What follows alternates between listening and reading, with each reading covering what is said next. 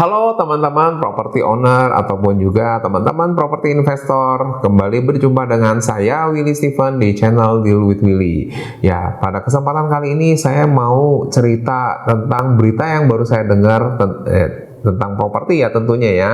Nah, ini berita yang menarik dan unik. Kenapa? Karena tanah ya, ini cerita tentang tanah yang dijual ditawarkan sangat murah. Ya, tanah ini adanya di kota Goten, Swedia. Ya, dan dijual hanya harganya itu ya, itu 1 krona ya. 1 krona itu mata uang Swedia yang kalau dirupiahkan itu besarannya sekitar 1.400-1.500 rupiah per meter ya. Bayangin ya. Kamu bisa bayangin itu kalau kamu bawa uang 1 juta rupiah ke sana itu sudah bisa dapat tanahnya luas ya. Ya, bayangin ya.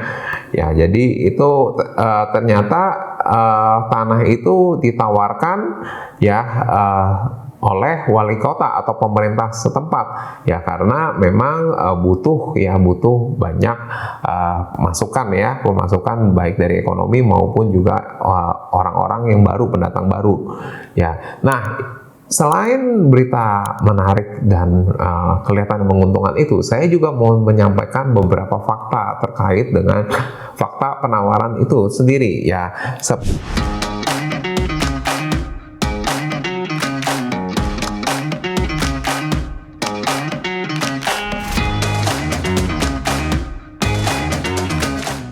Seperti misalnya ya, yang pertama adalah jumlah penduduk kota itu adalah ya saat ini sekitar 5.000 jiwa. Ya, tentunya ini angka yang sangat kecil ya, terhitung sangat kecil untuk sebuah kota.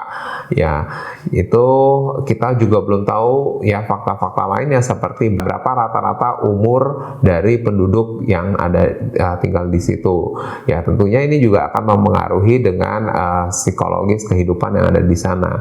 Selain itu adalah penawaran ini juga terbuka untuk ya, bukan hanya orang lokal tapi juga untuk WNA. Itu berarti saya termasuk kamu juga bisa beli tanah di sana ya.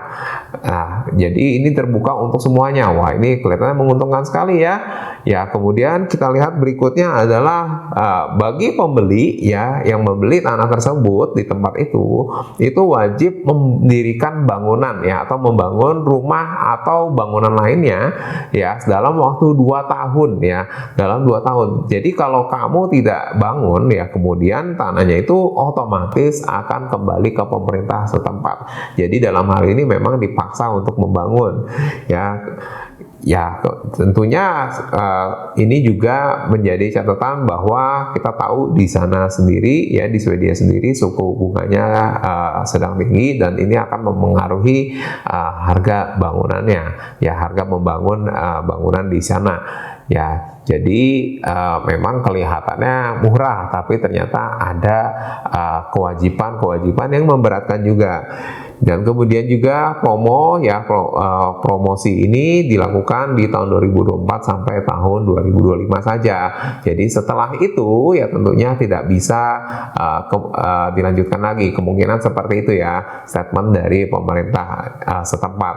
Ya, jadi promonya itu hanya sampai tahun 2025 aja. Dan itu diharapkan di tahun 2025 itu sendiri ya, itu sudah ada pertumbuhan ekonomi sehingga ya kotanya menjadi mulai maju lagi, mulai berkembang, dan tentunya diharapkan bisa memberikan dampak ekonomi yang bagus buat negaranya itu sendiri. Ya, jadi dari cerita ini ya, ini ada beberapa hal yang bisa kita simpulkan ya. Yang pertama adalah harga tanah atau harga properti itu juga bisa rendah. Jadi kalau kita tahu ya bahwa harga rumah itu mahal, harga rumah itu tinggi, harga properti, harga tanah itu selalu naik dan lain sebagainya. Ternyata di sisi lain ya, harga properti, harga tanah itu juga bisa turun, jatuh dan rendah. Ya, tentunya ini ya yang mempengaruhi adalah ya aktivitas yang ada di lokasi tersebut. Ya, ini juga mengacu kepada kesimpulan berikutnya, yang itu yang kedua adalah bahwa manusia itu adalah penggerak properti. Jadi kembali lagi, properti itu justru bukan soal tanah dan bangunan saja, tapi yang lebih penting adalah manusia yang ada di lokasi properti tersebut. Ya, mereka lah yang menggerakkan harga, ya, termasuk juga dinamika properti yang ada di lokasi tersebut. Jadi tanpa adanya unsur manusia, ya kita tidak bisa meningkatkan ya nilai dari properti tersebut. Nah, tapi selain dari manusia tentu ada hal lain yang bisa menggerakkan properti atau market properti itu sendiri, yaitu yang ketiga adalah tentu saja perputaran uang atau pergerakan ekonomi yang ada di lokasi tersebut. Dan ekonomi di sini yang dimaksud adalah tentu saja baik mikro dan makro, ya. Jadi semakin besar perputaran uang, ya, semakin besar, semakin aktif juga, ya, daerah lokasi di di tempat properti tersebut, ya tentunya semakin tinggi juga harga nilai propertinya. Ya, kita juga bisa berkaca kalau di dalam negeri kita bisa tahu, ya, kita mungkin dari teman-teman yang sudah mengamati properti sejak 10 tahun lalu. Contohnya kita bisa lihat kios-kios yang ada di pusat pembelanjaan, terutama di Jakarta, misalnya di Tanah Abang dan lain sebagainya, itu 10 tahun lalu harganya begitu sangat tinggi, ya, karena perputaran uangnya juga sangat besar di sana.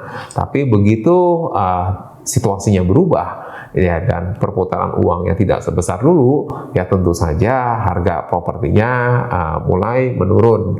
Ya, jadi di sini kita bisa belajar bahwa ya pusat ekonomi itu tentunya berpengaruh, ya, terhadap permintaan dan harga dari properti tersebut.